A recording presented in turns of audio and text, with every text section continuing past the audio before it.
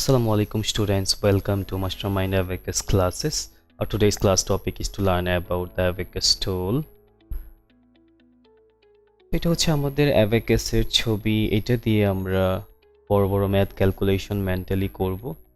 But before that আমাদের Abacus এর burst name এবং বিটস ভ্যালু সম্পর্কে জানতে হবে। So let's get started. এটা হচ্ছে আমাদের Abacus এর আউটার ফ্রেম। এই ফ্রেমের মধ্যে রডস থাকে। এই রডগুলোকে হরিজন্টালি ডিভাইড করলো একটা line, and this line is called horizontal bar or answer line. answer line এর উপরে এই পার্টটাকে আমরা বলবো আপার ডেক। আপার ডেকে একটা করে বিটস থাকে এবং এই বিটসগুলোকে আমরা বলবো আপার বিটস। and answer লাইনের নিচে এই পার্টটা হলো লোয়ার ডেক। লোয়ার ডেকে প্রতিটা রডে 4টা করে বিটস থাকে and the bits are named lower bits. Usually odds number of rods থাকে একটা অ্যাবাকাসে, যেমন 13 রড 17 রড লাইক দ্যাট। তো এই অ্যাবাকাসকে যদি আমরা বোথ সাইড থেকে হরিজন্টালি ডিভাইড করি তাহলে আমরা এটার মিডল প্লেস পাবো। এই মিডল প্লেসটার নাম হচ্ছে unit place or unit rod. Basically এটাই হচ্ছে আমাদের কাউন্টিং প্লেস। সো এই প্লেস থেকে আমরা কাউন্টিং স্টার্ট করব। So now let's learn the beads value.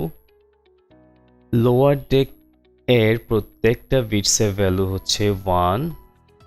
So we have total 4 ones in the lower deck in every rod, and upper বিটসের value হচ্ছে 5.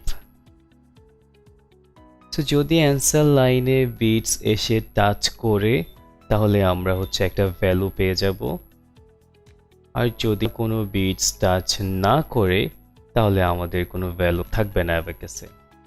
That means অ্যাবাকাসের value হবে 0. For example, যদি lower day থেকে একটা 1 এসে answer লাইনে touch করে তাহলে অ্যাবাকাসের ভ্যালু হচ্ছে 1।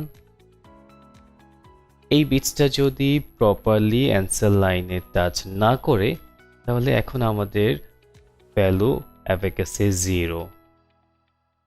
সেম ভাবে যদি আপার ডেক থেকে 5টা অথবা আপার বিটসটা এসে অ্যান্সার লাইনে টাচ করে তাহলে ভ্যালু হচ্ছে 5। আর এই 5টা যদি অ্যান্সার লাইনে প্রপারলি টাচ না করে তাহলে আমাদের ভ্যালু হবে 0। তো আশা করি সবাই বুঝতে পেরেছো। Thank you so much for watching the video. See you in the next video.